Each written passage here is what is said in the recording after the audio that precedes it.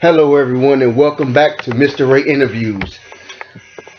I want to welcome on my show today professional wrestler Mr. Discipline Brad Sanders. How are you doing today, sir? I'm doing good, man. How are you? I'm doing all right. I just have a couple of questions for you today, if that's all right. Yes, sir. Go right ahead. Okay, my first question is where where were you trained to wrestle? Well, man, I just saw you had Justin Taylor a couple episodes back, and the funny thing that you interviewed him because I trained at OSW in Odessa, Texas, under Kevin Nichols, aka Knuckles Madsen. He was in NXT Uh for a huh. few years. Before then, he was running the independent under the name Kid Nichols, Kid Knuckles. So, yeah, he had a couple different names, but I was trained at OSW. My main trainer was Kevin. Guys like Justin helped out with some of the character development and helping me learn a few things. And Chris Wolf was there as well. Fred Irvin runs that promotion, runs that school down in Odessa, and so yeah, man, I'm a product of OSW down in Odessa, Texas. Okay. And who were some of your inspirations to be a wrestler? I mean, it's very cliche, but the truth is, since the day I laid my eyes on wrestling when it was on TV, I started watching WCW as a kid. I remember seeing Macho Man and Sting and Ric Flair and seeing those guys do their thing. I'm talking about the original Sting with the blonde flat top and Right. Yeah. like neon colors. You know, that's what I broke into learning. And it went so far as getting little. Me and my brother got flat tops as well. Growing up, we had the same color hair naturally Uh huh. as Sting did, but we wanted to have flat tops because of Sting. And then, long story short, man, I've been a fan since day one, and it just happened to work out that I finally was able to follow my number one dream, and that was to become a professional wrestler. And here I am. How long have you How long have you been wrestling? Then October the 30th marks my second full year as a professional wrestler. I trained for almost a year before I had my first official match. So roughly a year of training, and then 2 years right now. And I count my matches. Some of the guys make fun of me for it, but 2 years and some odd months, and I'm at 152 matches Wow. right now. So not doing too bad for what everybody calls a greenhorn. So it's been an awesome 2 years. I'm excited to see what happens next. Speaking of your first match, what was that experience like? It's interesting because the pro wrestling world is extremely small. Everything comes full circle. My first match was against a guy named Nathan Briggs down here in Amarillo, Texas, at top of Texas pro wrestling. And Nathan trained my wife, who is a professional wrestler, or was until she got pregnant. He was one of her trainers, and so the small world just ended up to where he was my first match, Mm-hmm. and he was my second match, and then we didn't wrestle each other for almost 2 years after that, and then recently had a match with him about a couple months back, and kind of one of those things where he got to revisit, he got to be my first match, and then he got to see how far I came along after 2 years. So it was interesting, man. My first match, most guys' first match is like 5-10 minutes long. Uh huh. My first match was 20 minutes long. Oh wow. Yeah, so it was very, very interesting. Luckily, I was in good shape, and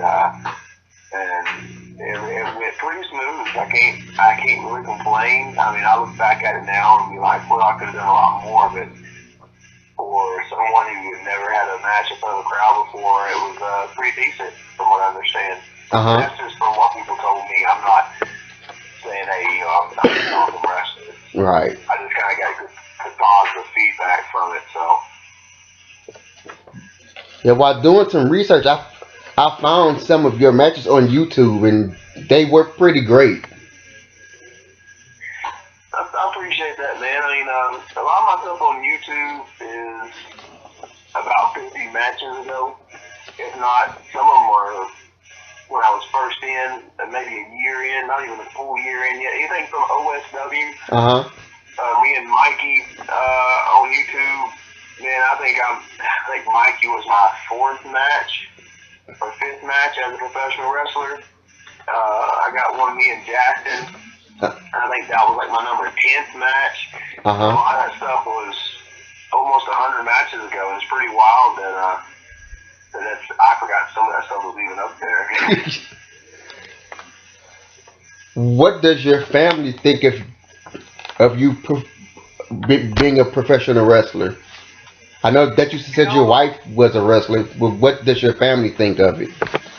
Yeah, well, that's something it's hard for me to say, because I know my wife, her being a professional wrestler, she supports it 110%. She's on board. My mom and my dad, they've always known that I'm a competitive man. I've played sports and competed in sports since I was a child. I even went on and played college football and then competed in mixed martial arts for a year or two before I got into professional wrestling. So I've always had that competitive nature about me. Well, what I've gotten from my family, I don't think they fully understand this side of the fence. They see it from a fan standpoint. They support it, but they don't understand it. So they'll support and I want you to go out there and do the best you can. I hope you make it. But it's also that part where they only understand so much. So like my mom just messaged me recently. She said, "Hey, are you okay? What's wrong with you?" And I was like, "Well, I got this small little injury just trying to heal up before my next show." And she said, "Well, I'm sure you still want to do this?" I'm like, "Well, yeah, it's nothing I've not faced before. It's nothing major, it's something minor." And so they don't understand. They think anything that happens is a sign of, hey, maybe you shouldn't do this. Well, bumps and bruises happen, and it's no different than playing football. And I never quit over bumps and bruises in football. Never quit over bumps and bruises in professional wrestling. So. How did you come up with the moniker of Mr. Discipline? Well, the moniker was an evolution of a character. But when I became a professional wrestler and I earned the title professional wrestler, and Fred and Kevin and Justin and Chris Wolf, they blessed me and gave me permission to start having matches outside of training and start doing shows. I was blessed with the character called Mr. Bradley Sanders. He was very cartoonish. When he cut promos, he was more like a Bob Backlund character. Really political in the way he was perceived, and that wasn't me. I had a really hard time relaying that message. Now, I was over the heel. People hated my guts, but I think more that they hated me because the whole thing was just really cartoonish. So it's easy to hate something that wasn't believable. So I ran with Mr. Bradley Sanders there for about, 15, 20 matches.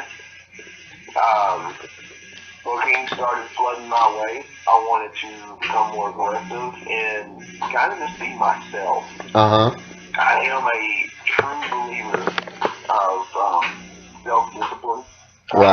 Controlling your desires and wants and focusing on your needs.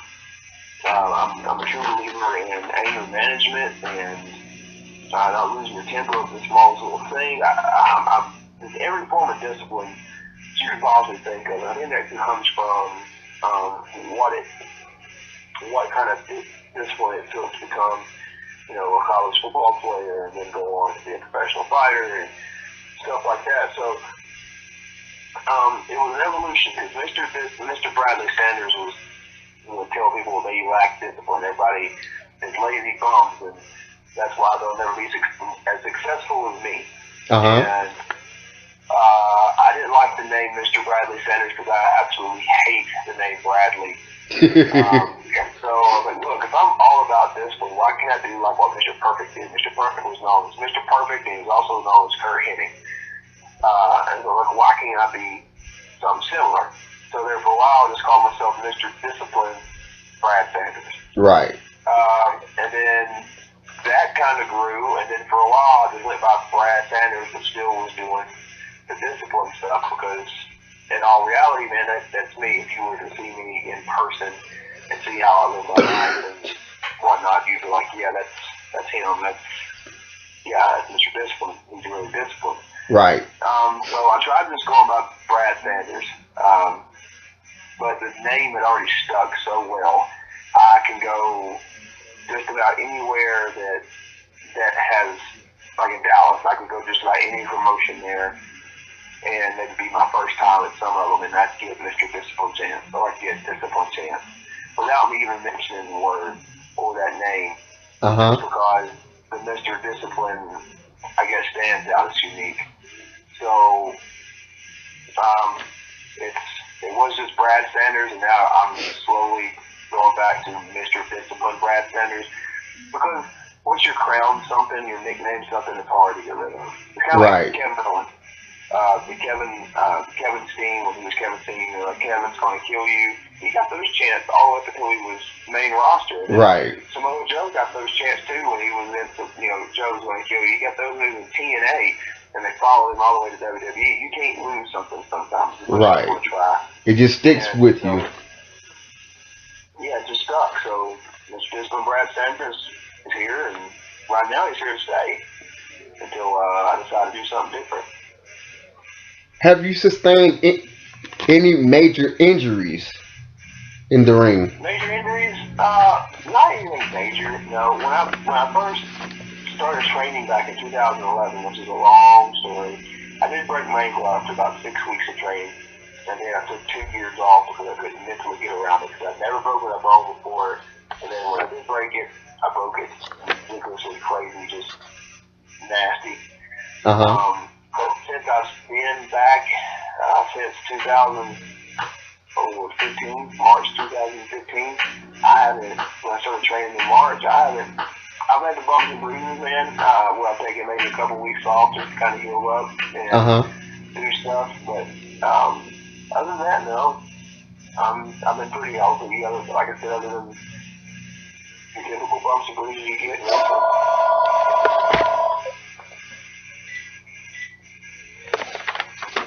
Sorry about that.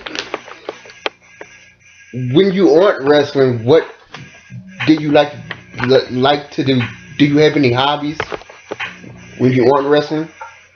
Well, man, I work out, of course. I mean, that's very evident. I go to the gym. I got a family, so I spend time with them. We're a wrestling family. We go to shows. If we're not booked and we're able to go to a show, we'll go watch the show. We watch it here at home. I play the guitar. I was a musician since I was 9 years old. I've traveled across country as a musician. I was signed at one time, so I've gotten back to playing the guitar, songwriting and singing and stuff like that. And, I dabble in art. I do all kinds of stuff, man. I read. I think I read Dr. Tom Pritchard's book, like the Bible. Man, I read that over and over and over. And we film study as a family. We watch my matches. We both critique my matches, and we also study just the world of professional wrestling. We watch everything from New Japan all the way down to ROH, TNA, WWE, and some of the bigger independents across the country, just to kind of see what are the fans into, what are the fans like, what are they paying money to see. Right. And so, man, like I said, we live a wrestling life. You know, right now when I get done, I'll spend time with my family. I call my oldest son who lives in a different state. You know, spend time with my family. Call you. We're gonna do this. And when I get done with this, we're gonna go to the gym, work out, come back, and we're gonna pop in some wrestling. So, If you could change anything about the wrestling business or how people would perceive it to be, what would you change and why? oh man, that's a tough one. It's hard to say this because I've seen some amazing independent wrestling across the nation, and I've seen some of the absolute worst. Um, and that's not a shot at anybody. It's just the truth. It's just like anything. It's just like the Cleveland Browns are the absolute worst football team in the history of the NFL, Uh huh. and the New England Patriots have been the most successful team in the history of the NFL. And so, I mean, those are just facts. So the fact is, if we need something to change in the independents, and that's my main focus because WWE, ROH, TNA, New Japan, they're all doing something right because they're all making more money than me. So I'm in no position of saying this is what they should do, this is what they shouldn't do. Look, those guys are making a paycheck and living off that paycheck, and it has to be wrestling. So apparently they're doing something right. And anybody that has anything to critique on them should probably just hush. Because until you live your life and you're making that money, regardless of what level you're at on one of those sport companies, you really don't have a say. But on the independent scene, I think what would help the independent scene would be, one, we need consistent, good training. Right. There is a lot of guys who open schools who say they're trainers and train you to wrestle and stuff, and then you go and you wrestle those guys, and they don't know how to tell. They may know a few wrestling moves, and they may, do this, do that, and they don't know how to put things together, and they don't know how to tell a story. It's kind of like reading a comic book. You really don't read a comic book. You look at the pictures, and you may read what they're saying, compared to you will go pick up the Bible, and you have to read, and the words tell the story. And now, is it more work and more time consuming to read compared to looking at pictures? Yes. But again, what is the most sold book in the world and has been for centuries? The Bible. It's the most bought book ever. No book has ever outsold it. So that tells you something. But people like to read it. So we got to learn to tell stories and do better. And sometimes those stories evolve. Sometimes they're old school stories. Sometimes they're high action and they're fast paced and they involve a lot of flips. And that's okay. It is what it is. And I think one more thing that would help too is everybody should have some, and this isn't boots versus shoes. This is just gear in general. I personally don't care if you wear boots or you wear shoes, but I do care if you get in the ring and you're wearing a generic, if you're wearing something I can go online and buy and it be identical, then really, are you really that unique? Or do you have something custom to where you have to go, you have to call somebody and say, hey, how can I get something Mr. Discipline wears? Do you make that? No, but I can make you one like that, but it's custom. You gotta call somebody, you gotta secretly get a hold of somebody, you gotta hire somebody to make it. That to me sets you apart compared to somebody that says, well, I bought this singlet off of, I'm not gonna use high spots because that's a horrible example. Matman or whatever it's called. I bought this blue singlet from there. Well, the guy down the road's got the exact same singlet and nothing special, I just think guys should invest themselves more, and I guess I do have a third. When it comes to investing, guys need to go to seminars. When you got guys who say, like I'm going to a Dr. Tom Pritchard seminar this weekend, I just got back from the Monster Factory not long ago, which is probably the best school in America. This is when I got back from there, and Kevin Kelly was there. Bull James, formerly of NXT, was there. Right. James, who has trained a lot of guys that are in TNA and ROH right now. And then I'm going to Dr. Tom's tomorrow this weekend, and we help train The Rock, Kurt Angle, Andy McMahon, Mark Henry. The list goes on. Why wouldn't you want to go learn from these guys? Exactly. Why not go to the best? Yeah, and so you get guys, I don't care who trains you, you still go there because you want to do seminars. You have a lot of people that won't do it. They won't spend the money to go do a seminar, go to a camp because, I don't know, I've heard people say, well, it's because it's just a cash grab. They're just trying to get money from you. You're going to sit there and hear road stories for 2 hours. And I've only been to a few of those, and I won't go back to those. But I can tell you, like Dr. Tom, stuff like what the Monster Factory does is investing in your career. So why wouldn't you want to get that name associated with you? Right. And with the WWE, if it wasn't important, if this stuff, this is what drives me crazy. If it wasn't important, when you go online, you do a WWE application, recruit application, it asks you what notable seminars have you attended. Now, if it wasn't important, why would they ask? It would be pointless for them to ask if it wasn't important. Yeah, if it wasn't important, why would the WWE ask? Ask that question. Why would they put that as a part of their application? Right. So, that's just the way I see it. I mean, everybody's goal is to make money, and WWE is the best at it. So, if WWE is looking at it, then you best be sure that all the other ones are going to say, so, well, seminars are getting it. Who all have you learned from? And I'll be honest, man, that stuff happens. Bull James saw me in the ring, talking and stuff like that. Me and him started talking back and forth, and he's like, who trained you? And when I told him, he was like, I knew somebody had to train you. And he knew that I got good training from somebody that was good, because he knew my trainer from NXT. And so it down the road for people to know who you learn from. Right. They say, well, I learned from Joe Blow down the road in, I don't know, Timbuktu. Well, nobody knows him. Who is he? What has he done? But have you attended any seminars? And the last thing I'll say about that, Dash Wilder said on the Stone Cold podcast, he never was officially trained by anyone. He learned by going to these seminars. Uh-huh. Ain't that something? Guys in WWE signed on television, never had any formal training, but went to seminars to learn how to become a wrestler. Because he said there wasn't anybody worth training is where he was from.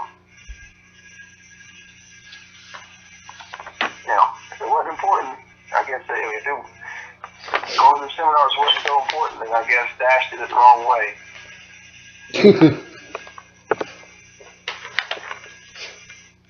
That's it. That's the three things we need, man. We need good gear, we need good training, and we need good storytelling. That's simple. Okay, that's some pretty good advice. Where can bookers reach you, or? Man, the fastest way to get a hold of me is through my Facebook. I do have an email address. It is Sanders, SANDERS .fitness, FITNESS .850, because I am from Florida, at gmail.com, or you can find me on Facebook, just Brad Sanders, Instagram at Brad Sanders TX, or Twitter at Mr. Discipline. I think it's Mr. Discipline. If not, you'll find me. All my pictures are all the same. They can hit me up there. I am extremely busy at the moment, but starting after June, my schedule opens up pretty good, and I'm got some big things I'm trying to plan, so I am booked up until the end of May. So, but yeah, anybody can hit me up. The best way is Facebook. I'm on my Facebook nonstop. Okay. My wife, if she was in here, she would tell you that my Facebook stays open. Okay, before we go, do you have anything that you want to promote? Yeah. Anything? Now I'm taking the rest of February off because I got a huge month in March I'm getting ready for. I got March 3rd at Sword. I've got to defend my Sword Heavyweight Championship against Jerome Daniels. He and I both have a former MMA background, so this is going to be it's going to be a wrestling match that may turn into a MMA fight. We don't know. We respect each other greatly. We don't have an issue with each other. This is one of those things where we just need to really find out who's the best. All the fans in Dallas have been speculating left and right on which one of us will walk away with the victory if we were to meet, and it's finally happening. So we got that. And March 4th, I will be with Bully Be Gone, which is ran by Sir Mo. It's a program and a wrestling show where we do anti-bullying messages and wrestle. I got that going on.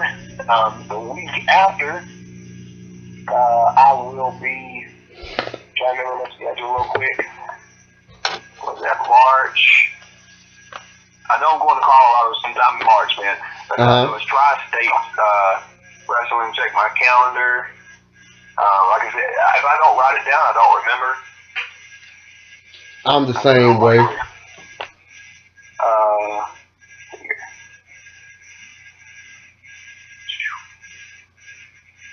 Here we go. March 10th, I'll be heading to Colorado and Animas. I think that's how you say it, for Tri-State Championship Wrestling. I'm in the main event there against a guy named Colby Black, which I just recently met this past Friday when I was in Oklahoma City, wrestling for the MSWA. Right. Me and Colby will be facing off for the first time, and from what I understand, it is for the Tri-State Championship. We'll see who is the better man there. He holds the belt there in Oklahoma, and I hold the belt in Dallas, so we'll find out who is best. And I was supposed to be in Louisiana on March 31st, but things changed because the wrestling business is constantly changing. So that date has changed. I will update people on what's going on with that here in the next couple of days. Okay. Right now, man, as of right now, March 3rd at SOAR in Dallas, Texas. March 4th for Bully Be Gone in Greenville, Texas. Have to look at the flyer. And then March 10th, I'm in Colorado, Animas for Tri-State. And there might be some more dates getting filled here as we speak. My phone's going off with people asking questions. So I got that going on, man. I need people to come on to my Facebook page. I need people to share flyers. I need people to leave comments, to watch one of my matches and tell me how they like it. I love interaction. I will sit here and do podcasts all day long. I will sit here and answer questions all day long. Every once in a while I get a wild hair and I give out some autographed pictures and whatnot. People hit me up on Twitter, Instagram, Facebook, and I'm starting to get into the Snapchat stuff. I'm still experimenting with that, trying to make that another form of social media. So I'm very cool with getting to know my fans. I love it. So and you seem like a pretty cool guy. What's that? You seem like you're a pretty cool guy. Yeah, man. I mean, I tell people all the time. The only time I'm ever really pissed off or focused or aggressive is when I have to be in the ring or if I got something on the line. It's just like any other thing, man. I get focused, I get my eyes set on the prize. I'm not really one for a conversation, but when I'm outside that ring, I'm one of the most down-to-earth people you have to meet.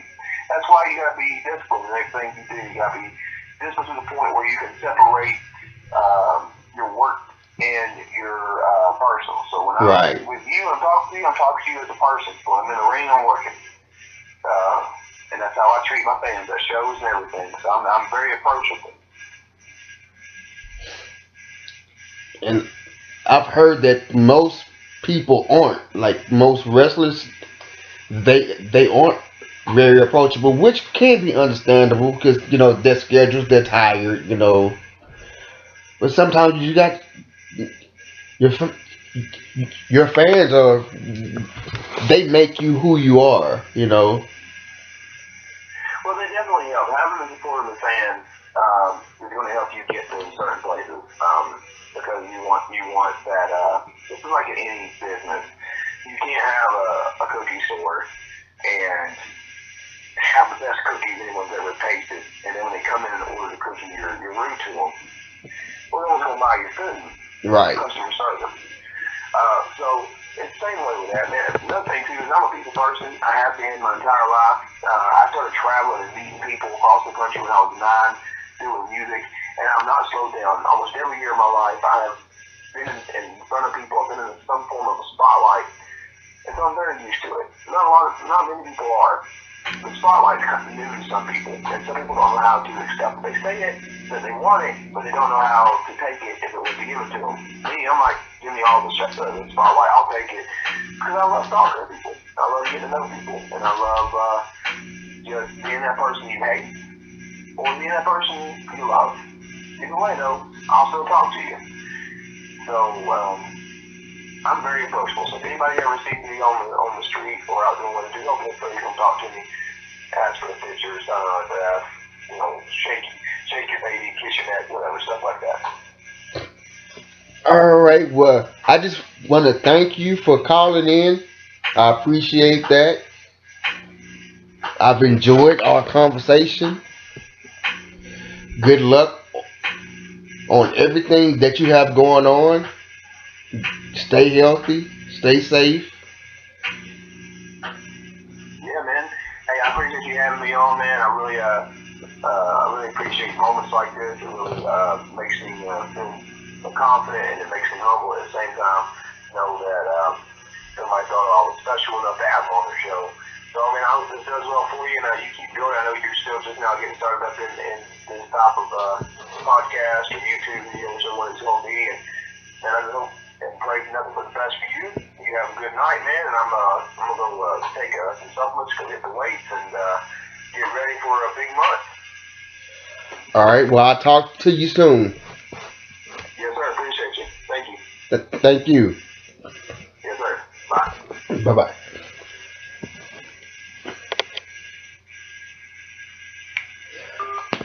All right, everyone. That was Mr. Discipline, Brad Sanders. I want to thank him for calling in, spending a few moments of his time speaking with me, speaking with all of you. I will post this information in the description area. And I will see y'all soon, okay? Y'all take care. Have a great rest of your night. Enjoy the week. Stay safe. This is Ray, and you're watching Mr. Ray Interviews. I'll see y'all soon.